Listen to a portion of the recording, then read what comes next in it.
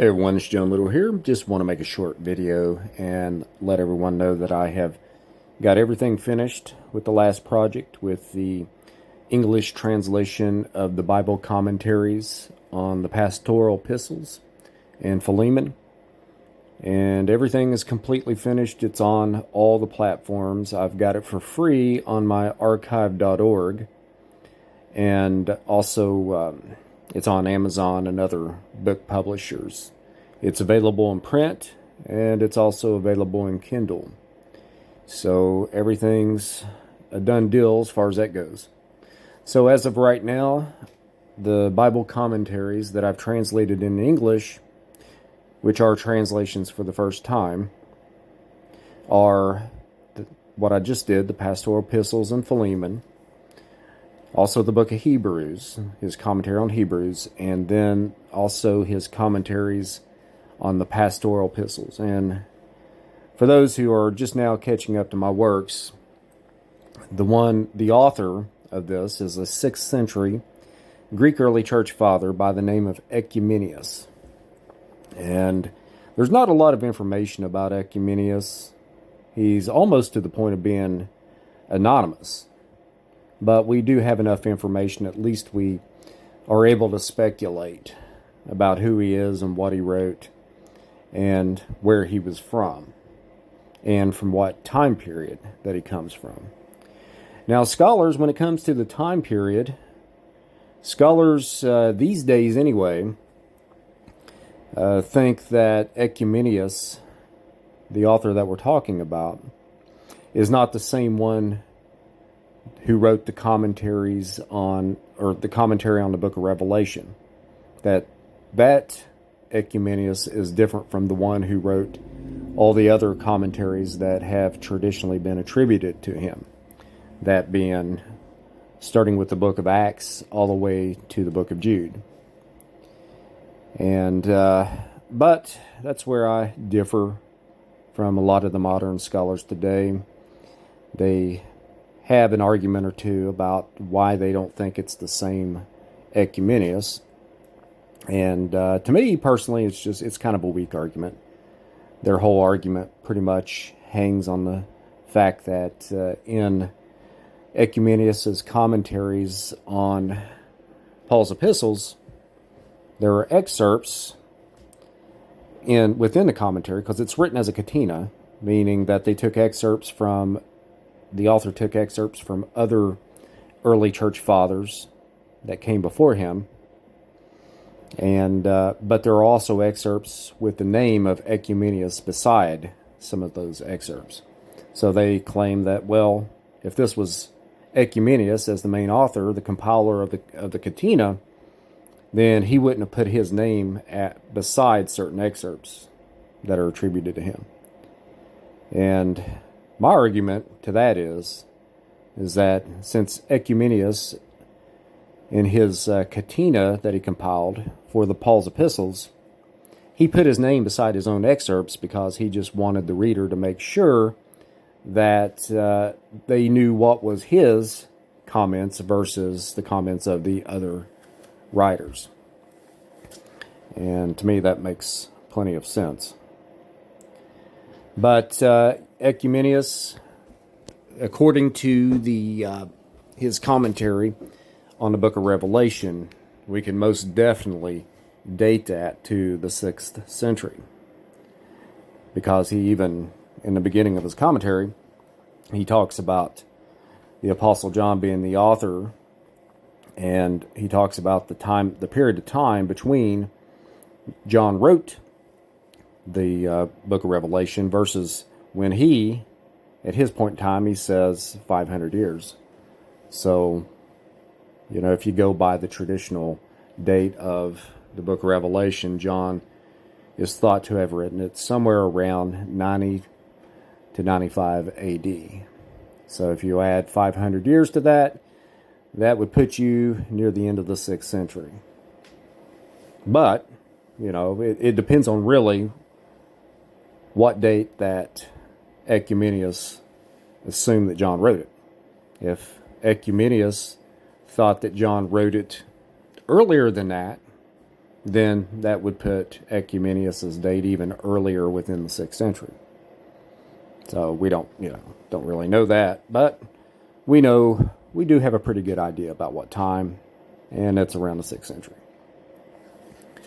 So Oecumenius, where he is from, there traditionally it was believed that he was a bishop in Thessaly in Greece, and but William Weinrich and some other scholars believes that Oecumenius was a layperson in Asia Minor, and claims that it's from a place called Assaria in Asia Minor.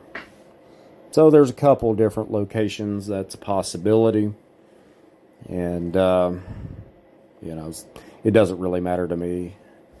I'm really not a dogmatic person about many things. Most things that I'm dogmatic about is the biblical teachings when it comes to morality, because the scriptures, there's places in it that's obscure. There's places in it where it kind of sounds like it's saying one thing, but in another place it sounds like it's saying another thing. So it's not an easy task harmonizing some things, and so that's why there's a lot of different Christians throughout the years that have a bunch of different interpretations of Scripture. So, if it's something that directly affects humans, like morality goes, then that's something that I think that we should work to be dogmatic about.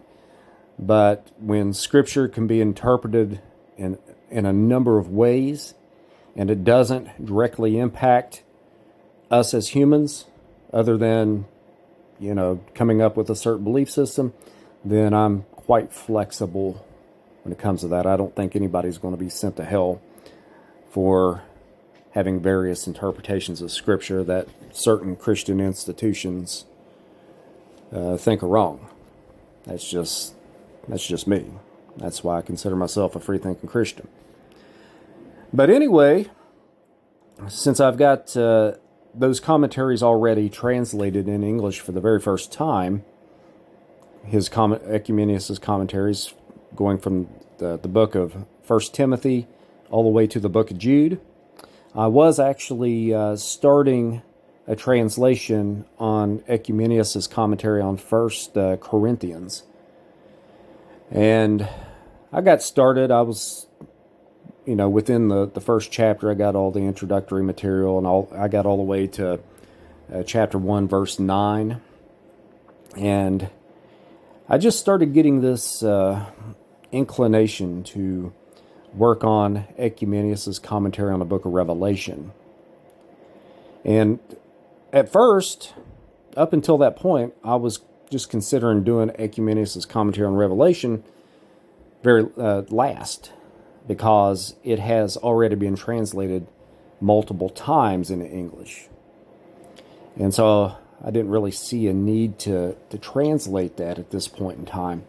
But I kind of had a change of heart on that, because this all goes back to trying to determine whether Oecumenius is the same author of the commentary on Revelation and those others, New Testament commentaries, that modern scholars are pretty much in a consensus that it's not the same Oecumenius.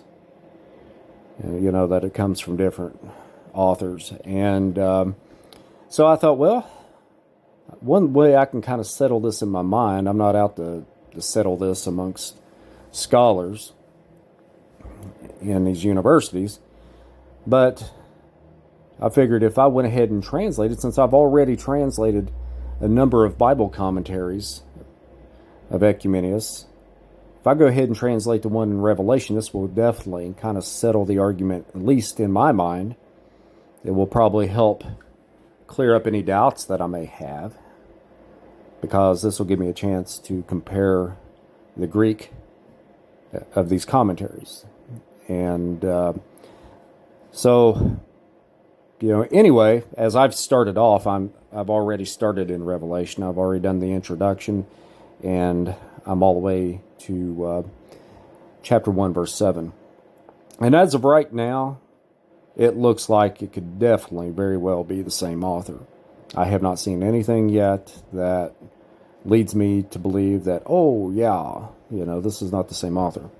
So far, everything looks about the same as what I've already translated in his other commentaries. And of course, in Oecumenius' commentaries on Paul's epistles, he writes as a compiler. He writes in the form of a catena, and not as just a Bible commentator that's using his own creativity and stuff. But in his commentaries on the Catholic epistles, they are not so much written in the form of a catena, even though Oecumenius, when he wrote the commentary on the Catholic epistles, he did draw from earlier commentators, which is very common amongst early church fathers, especially the later that you go, especially getting in the 6th century.